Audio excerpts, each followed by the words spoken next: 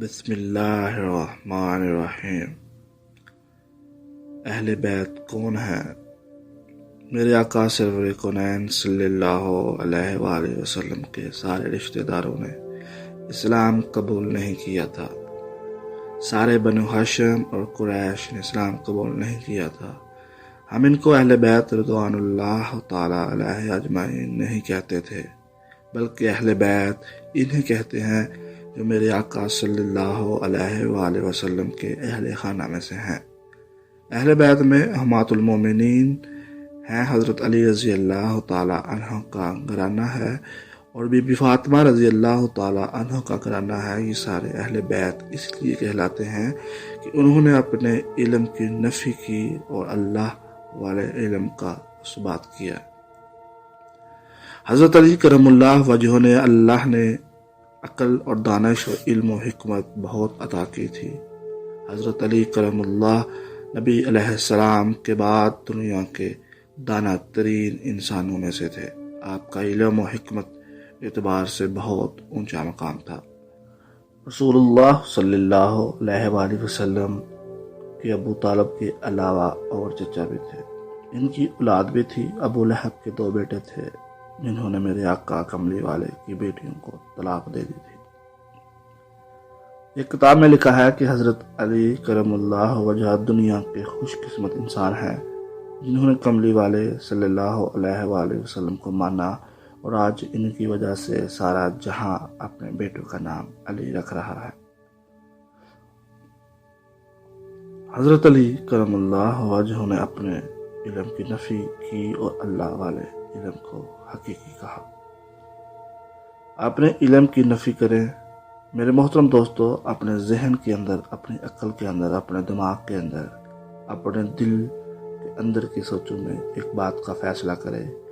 ہم نے اللہ والے علم کو مان کے چلنا ہے، اللہ کی محبت کو دیکھ کے چلنا ہے۔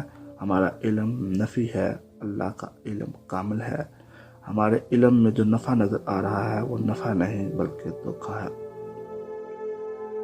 اگر میرا اللہ جس چیز کو کہہ دے گا یہ حرام ہے تو وہ حرام ہے۔ یاد رکھیے گا، حرام سے کبھی نسلیں نہیں پلتی، حرام سے کبھی چین نہیں آتا، حرام سے کبھی سکون نہیں آتا۔ 2 چیزوں کے بارے میں بار بار غرض کر رہا ہوں، اپنی عقل اور اپنا دل اللہ کو دینا ہے۔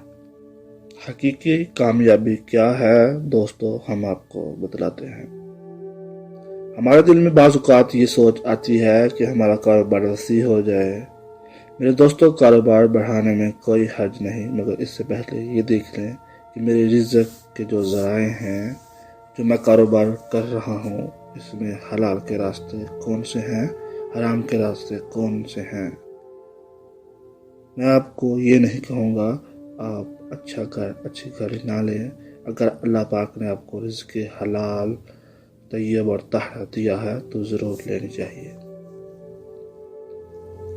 اگر عقل میں علم الہی ہوگا، دل میں عشق الہی ہوگا، اگر عقل میں رسال مآب صلی اللہ علیہ وآلہ وسلم کی محبت کی سوچیں ہوں گی، دل میں عشق مصطفیٰ صلی اللہ علیہ وآلہ وسلم ہوگا، تو میرے دوستو یہ انسان اپنے کاروبار کو بڑھانے سے پہلے یہ سوچے گا کہ حلال کے راستے کون سے ہیں اور حرام کے راستے کون سے ہیں۔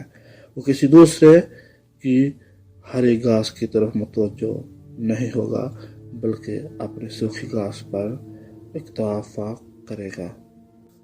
تاریخ نے بتایا ہے کہ جو کربلا کے اندر شہید ہوئے، اللہ جل شانہ نے انہیں سدا بہار رکھا ہے۔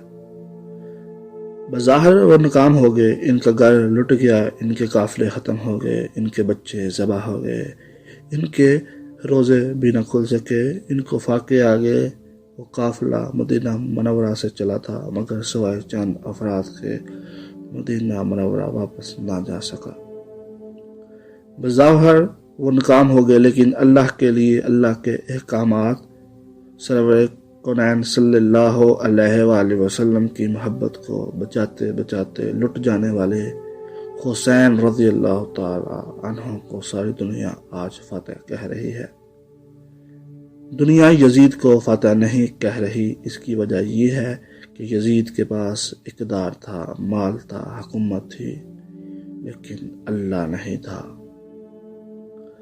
اور اس کے حبیب صلی اللہ علیہ وآلہ وسلم کی محبت نہیں تھی۔ اپنی عقل کو، اپنی سوچوں کو، اپنے علم کو اللہ کے تابع کر دیں، اور اپنے دل کو، اپنے جذبے کو، اپنی چاہتوں کو، اپنی خواہشات کو اللہ اور اس کے رسول صلی اللہ علیہ وآلہ وسلم کے تابع کر دیں۔ میری سوچ نہیں ہے، ہو سکتا ہے میرے دل میں اٹھنے والی سوچیں بظاہر بہت اچھی سوچیں ہوں، لیکن ان سوچوں کے اندر اللہ تعالی ہے تو میں کامیاب انسان ہوں۔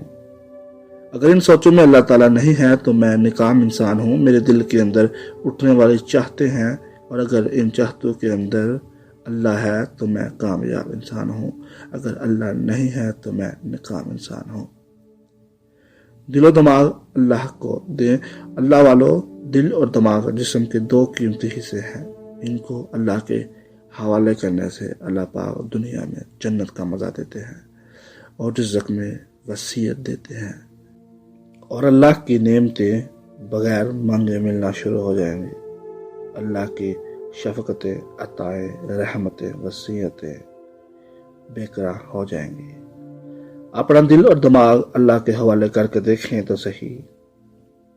دو برتن اللہ پاک کو دیں، غرض کرے یا اللہ یہ دو برتن تو نے دیے ہیں جو بہت قیمتی ہیں۔